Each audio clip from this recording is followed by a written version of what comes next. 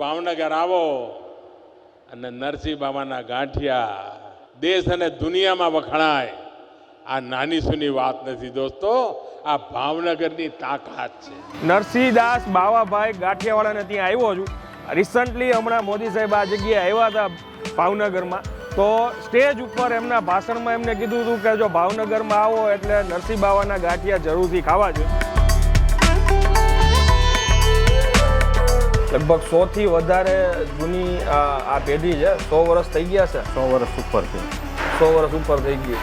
Okay, શરૂઆત કોને તમારા પરદાદાએ કરી હશે? મારા દાદાએ એના નામ ઉપરથી નરશીદાસ બાવાભાઈ નામ પડ્યું છે. ને એ જ ફાઉન્ડર છે આ મરી મસાલા ગાંઠિયા. ઓકે,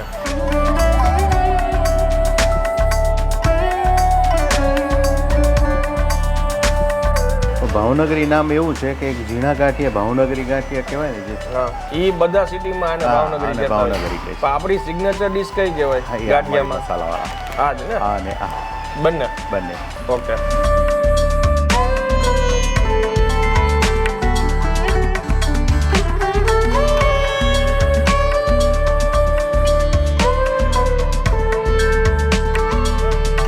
તો ફરી એકવાર તમારા માટે એક નવો વિડીયો લઈને આવી ગયો છું. હું છું અત્યારે ભાવનગર સિટીમાં. એક્ઝેક્ટ લોકેશન તમને કહું ને તો અત્યારે હું છું વિશ્વકર્મા સર્કલ પાસે શાસ્ત્રીનગરમાં. નરશીદાસ બાવાભાઈ ગાંઠિયાવાળાને ત્યાં આવ્યો છું.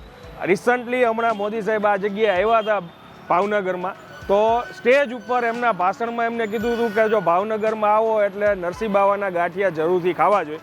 આટલું આ ફેમસ આ જગ્યા છે. 100 વર્ષથી જૂની આ પેઢી છે. ભાવનગરમાં 3 એમની બ્રાન્ચ છે. પણ આજે હું તમને એમનું જે મેન્યુફેક્ચરિંગ યુનિટ છે એ વિઝિટ કરાવવાનો છું. કઈ રીતે એ ગાંઠિયા બને છે એ તમને સ્પેશિયલ બતાવીશ. ભાવનગરી ગાંઠિયા એકચ્યુઅલમાં નરસિંહ બાવાને ત્યાં કયા પ્રખ્યાત છે એ પણ હું તમને જણાવીશ. લાસ્ટ સુધી વિડીયો જોતા રહેજો અને આગળ એમને ઓનર જોડે વાત કરીને તમને બતાવીશ. ચાલો શરૂ કરીએ.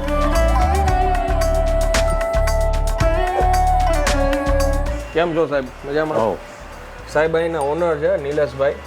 નિલેશભાઈ કેમ છો? મજામાં? બસ મજામાં. અને આ જે જગ્યા છે ને એ એમનું મેન્યુફેક્ચરિંગ યુનિટ છે. આપણે અંદાજે ભાવનગરમાં કેટલી બ્રાન્ચ હશે? ભાવનગરમાં 3 બ્રાન્ચ છે. 3 બ્રાન્ચ છે.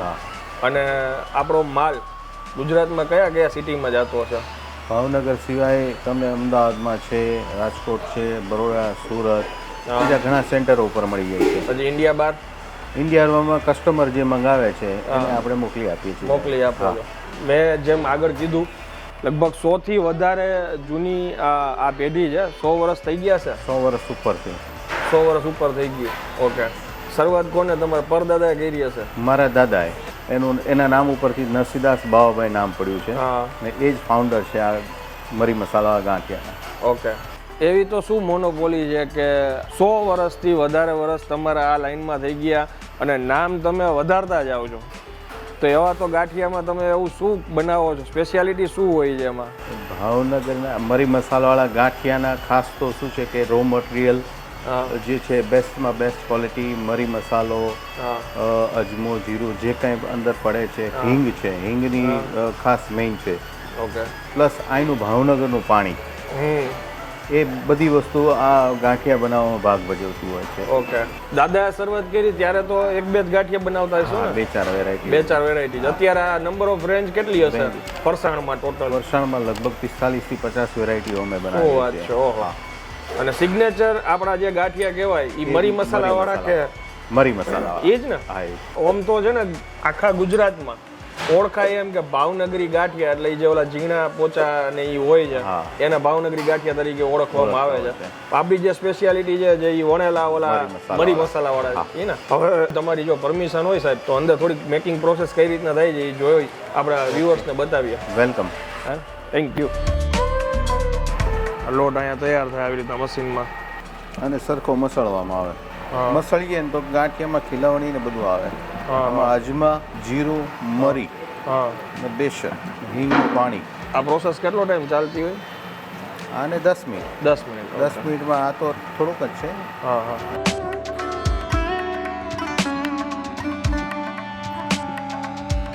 આ લોટ બંધાઈને અહીંયા આવે પછી એની પ્રોસેસ થાય વણવાની. હા, વણ્યા પછી એને ફ્રાય કરવામાં આવે છે. હા.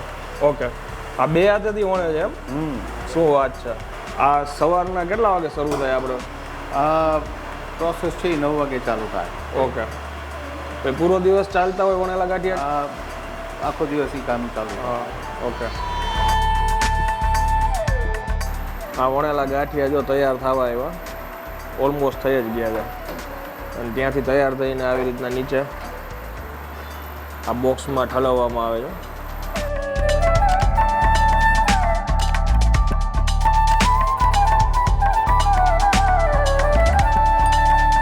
આ નિલેશભાઈ અત્યારે ગરમ ગરમ જે ગાંઠિયા ઉતરા ને એ ટેસ્ટ કરવા માટે એમને લીધા છે. અને આ જે યુનિટ છે આ બધું ટૂંકમાં આપણું ફરસાણ અહીંયા જ તૈયાર થાય છે. હા, અહીંયા તૈયાર થાય. અને સૌથી વધારે કયા ગાંઠિયા ચાલે? આ છે, પછી ભાવનગરી ઝીણા ગાંઠિયા છે, તીખા કડક ગાંઠિયા છે, લસણિયા અલગ અલગ વેરાયટીઓમાં ઘણી છે. મેથી પાલક, મેથી મરી, આ બે ત્રણ વેરાયટી એવી ડેવલપ કરી છે કે જે શિયાળામાં અત્યારે ઘણી ચાલે છે. ઓકે.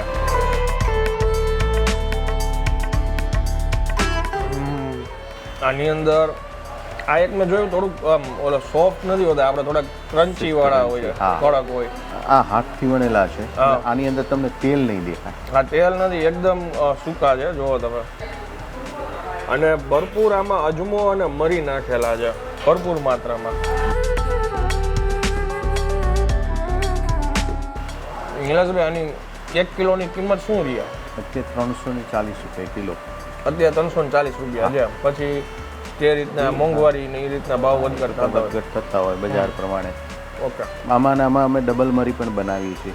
અચ્છા. હા, કસ્ટમરની ડિમાન્ડ પ્રમાણે ડબલ મરીનો જે ટેસ્ટ છે અત્યારે રેગ્યુલર છે. તો એમાં કોઈ એમ કે ભાઈ મારે ડબલ મરીનો ટેસ્ટ છે, પણ એ પણ અમે બનાવીએ છીએ. ઓકે. તેની કિંમત થોડી વધી જતી હોય છે, પણ ટેસ્ટ ડિપેન્ડ્સ ઓન ટેસ્ટ. બધાના ટેસ્ટ અલગ અલગ હોય. હવે સાહેબ આ જે ગાંઠિયા છે આને જ ભાવનગરી કયો છો તમે કે બીજાને ભાવનગરી કયો છો? તમારી મોનોપોલી કઈ ગાંઠિયાની હતી? આમ તો ભાવનગરમાં બનતા ગાંઠિયા ભાવનગરી કહેવાય. હા, બરાબર છે. તો ભાવનગરી નામ એવું છે કે એક ઝીણા ગાંઠિયા ભાવનગરી ગાંઠિયા કહેવાય ને જે. હા, એ બધા સિટીમાં આને ભાવનગરી કહેતા હોય. ભાવનગરી કહે છે. પણ આપણી સિગ્નેચર ડિશ કઈ કહેવાય ગાંઠિયામાં? મસાલાવાળા. હા જ ને. હા ને આ બંને. ઓકે. આની શું કિંમત રહી છે? આ 320 રૂપિયા કિલો. 20 રૂપિયા ઓછા છે આના. ઓકે. આ કોઈને જોતા હોય તો ભાવનગરની બારે ક્યાંય મળે છે? હા, અમદાવાદમાં મળી જાય છે, સુરતમાં મળી જાય છે, બરોડામાં, રાજકોટમાં, બધી જગ્યાએ મળે છે અત્યારે. ને ઓનલાઈન પણ અમે કોઈ ફોન કરીને મંગાવે તો મોકલી આપીએ છીએ. એમ? હા. તો આપણો કસ્ટમર કેર નંબર ની આપણે આપી શકીએ? આપી શકીએ. હા. વેબસાઇટ કે એવું કંઈ એમાંથી ઓર્ડર કે એવું એમાંથી પણ કરી શકે, ડાયરેક્ટ પણ કરી શકે. ઓકે. સાહેબની ડિટેલ્સ હું બધી આપી દઈશ અત્યારે વિડીયોમાં, તમે એમની સાથે કોન્ટેક્ટ કરી શકો છો અને વધુ માહિતી જાણી શકો છો. અને હવે હું આ વિડીયોને વિરામ આપું છું. વિડીયો જો તમને પસંદ આવ્યો તો વધુમાં વધુ શેર કરી દેજો. અને ભાવનગરમાં જો તમે આવો તો 100% એકવાર આ જગ્યાએ ગાંઠિયાની મુલાકાત લેવા જરૂરથી આવજો. અને ઓછામાં ઓછા મેં આની પહેલાં આગળ તમને કીધું કે 100 વર્ષ જૂની આ પેઢી છે, એકવાર તો આ ગાંઠિયા ટ્રાય કરવા જરૂરી છે. અને વિડીયોને એક લાઇક આપી દેજો ને વધુ આ માહિતી શેર કરી દેજો. ત્યાં સુધી જય હિન્દ, જય ભારત.